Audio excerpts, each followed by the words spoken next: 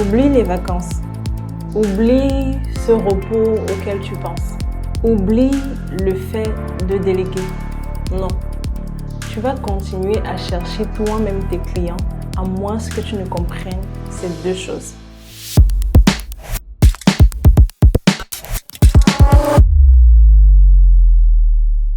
Hello, je suis Vanessa Kougué, conseillère en images.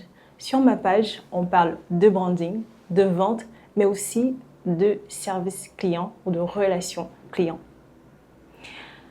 Mon frère me contacte une fois et il me dit « Vanessa, je suis fatiguée. J'en ai jusque là. C'est trop. Je pense que je suffoque. Je ne vais pas pouvoir y arriver. C'est moi qui suis les ventes. C'est moi qui cours après les clients. C'est moi qui dois les contacter.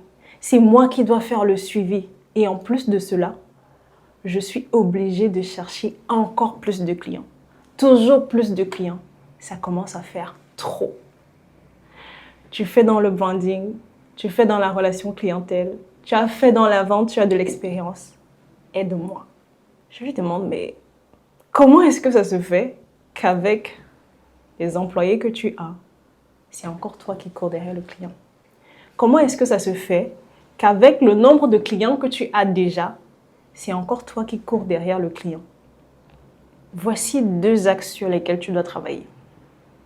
Premièrement, il faudrait que tu sois capable de déléguer au point où le client ne ressente pas que tu as délégué. Ça veut dire quoi? Ça veut dire que de la même façon que le client va communiquer avec toi, il faudrait que quand il communique avec une autre personne, ta secrétaire ou une vendeuse que tu auras recrutée, ils se sentent autant à l'aise, ils se sentent autant en confiance. Ça, c'est d'un. De 2, il faudrait que tu travailles la confiance que les clients qui sont déjà là t'accordent afin qu'ils puissent recommander. La recommandation. Il faudrait que tu puisses être capable de t'appuyer dessus. Parce que tu ne vas pas passer toute ta vie à chercher de nouveaux clients.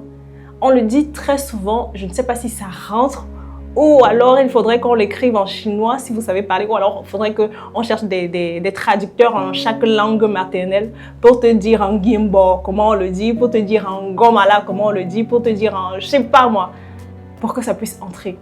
Mais il est plus facile de vendre un même produit 100 fois à une seule personne que de vendre un même produit à 100 personnes.